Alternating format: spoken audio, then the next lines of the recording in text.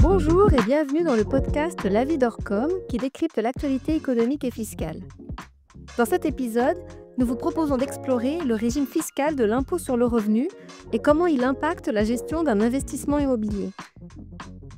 Le régime fiscal de l'impôt sur le revenu est souvent préféré par les investisseurs car il permet de déduire diverses charges et de bénéficier de certaines exonérations fiscales. Il est toutefois important de bien choisir son option pour gérer au mieux sa fiscalité. SCI, SARL de famille ou encore démembrement, le régime IR peut offrir de nombreuses opportunités. Pour nous aider à y voir clair, nous recevons Antoine Harry, fiscaliste et conseiller en gestion de patrimoine chez Orcom. Bonjour Antoine. Bonjour et merci de m'accueillir.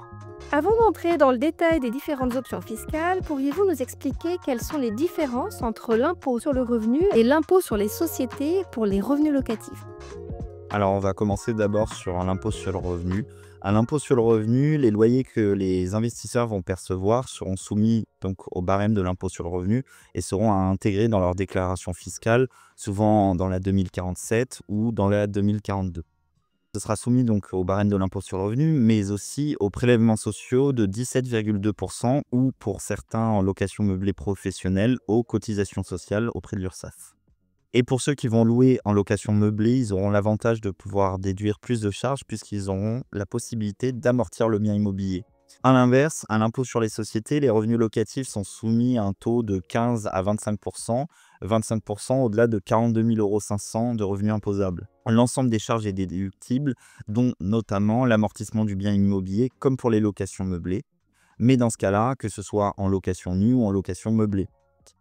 Par contre, pour pouvoir récupérer les fruits de votre location, il sera nécessaire de vous verser des dividendes et ces dividendes sont soumises à un taux de 30% de flat tax. Donc il faudra prendre en compte le coût de la flat tax sur vos dividendes dans le calcul de vos revenus. Est-ce qu'on peut dire alors que le régime de l'impôt sur les sociétés est plus intéressant ? Alors oui, en général, il va être plus intéressant, mais seulement durant la vie de l'immeuble, du coup, durant la location. Justement, dans le cas de la cession du bien, quelles sont les différences entre les deux formes d'imposition ? À quoi un investisseur doit-il s'attendre ? Alors en cas de cession, à l'impôt sur le revenu, l'investisseur va réaliser une plus-value immobilière des particuliers. Alors elle va être imposée à un taux prévu d'impôt sur le revenu et de prélèvements sociaux, mais l'investisseur disposera d'un abattement pour durée de détention qui exonère totalement la plus-value au bout de 30 ans.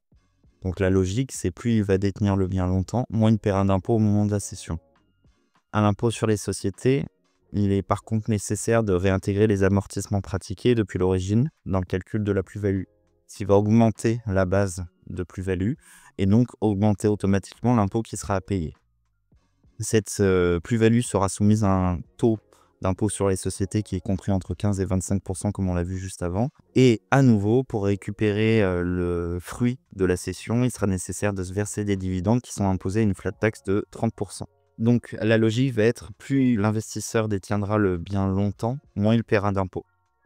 À l'impôt sur les sociétés, à l'inverse, il est nécessaire de réintégrer les amortissements qui ont été pratiqués depuis l'origine lors de la location du bien dans le calcul de la plus-value.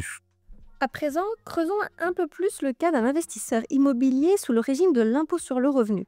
Quelles sont les options qui s'offrent à lui en termes de fiscalité ? Alors l'investisseur va avoir en général deux options. Il y a une option qui est la plus fréquemment rencontrée, c'est la société civile immobilière à l'impôt sur le revenu. Le principe, c'est que vous allez vous rassembler pour gérer un bien immobilier. Les revenus générés par la société vont être répartis entre les associés en fonction du pourcentage de capital détenu et imposable entre leurs mains à l'impôt sur le revenu. La société civile immobilière, par contre, a une limite, c'est que vous ne pourrez faire que de la location nue et aucune location meublée. Si vous réalisez des locations meublées en société civile immobilière, vous serez d'office soumis à l'impôt sur les sociétés. Vous avez quand même une autre solution pour réaliser des locations meublées en société à l'impôt sur le revenu, c'est la SRL de famille.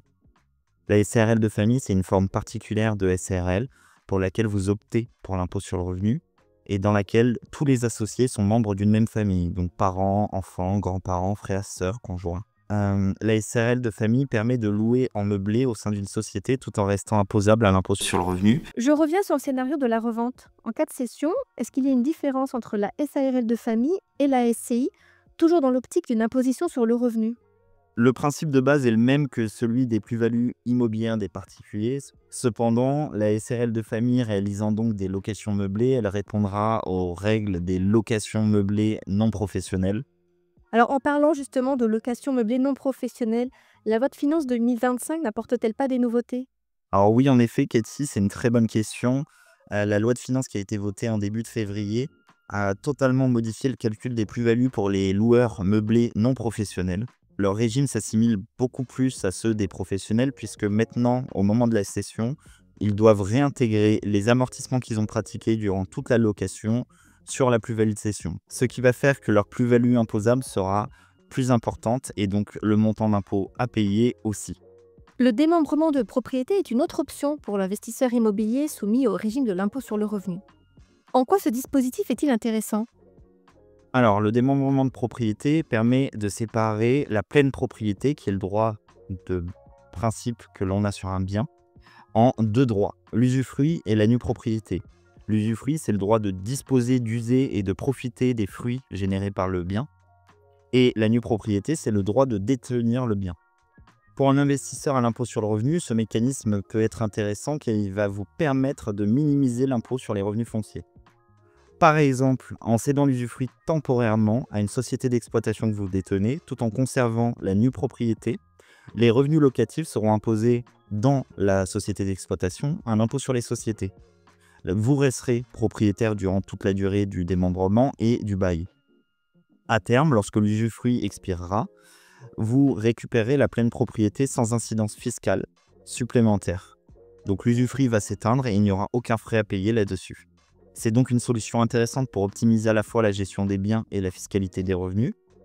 En effet, si vous souhaitez vendre à l'expiration de l'usufruit le bien immobilier, vous serez sous le régime de l'impôt sur le revenu, donc la plus-value immobilière des particuliers, qui sera beaucoup plus faible, d'autant plus que vous aurez un abattement pour durée de détention sur la durée du bail que vous avez réalisé précédemment.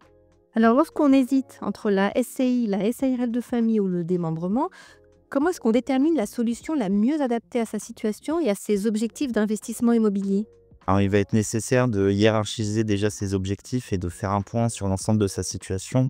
Donc, sur les objectifs personnels et familiaux ou parfois professionnels, il faut se poser de nombreuses questions.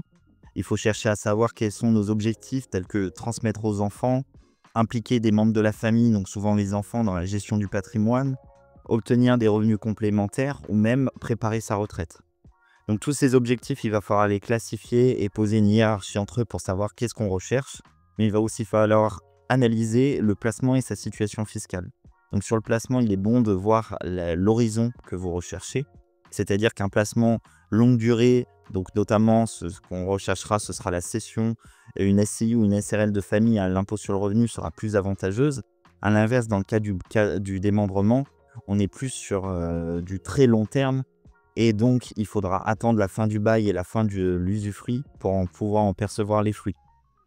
Donc, c'est des points qui sont à prendre en compte lorsqu'on est en train de réfléchir à la solution la plus adaptée. Mais aussi, il faut regarder sa situation fiscale personnelle.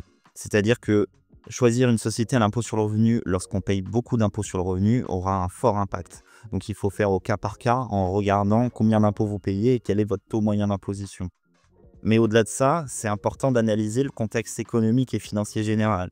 C'est-à-dire qu'on ne va pas réaliser une location nue au milieu d'une station de ski ou d'une station balnéaire. Il faut que ce soit le plus adapté à la situation géographique du bien pour que ça génère financièrement le maximum de revenus pour vous. Enfin, ce qu'on pourra vous recommander, c'est d'être bien accompagné dans la réalisation de vos projets et notamment soit par un expert comptable, soit par un expert du droit, pour pouvoir sécuriser toute opération que vous réaliserez et analyser chaque option en fonction de votre situation personnelle. Merci Antoine pour ces précisions. Cela nous éclaire et ouvre des opportunités. Eh bien, ça a été un plaisir. Nous vous invitons à découvrir nos autres épisodes pour de nouveaux décryptages avec nos experts.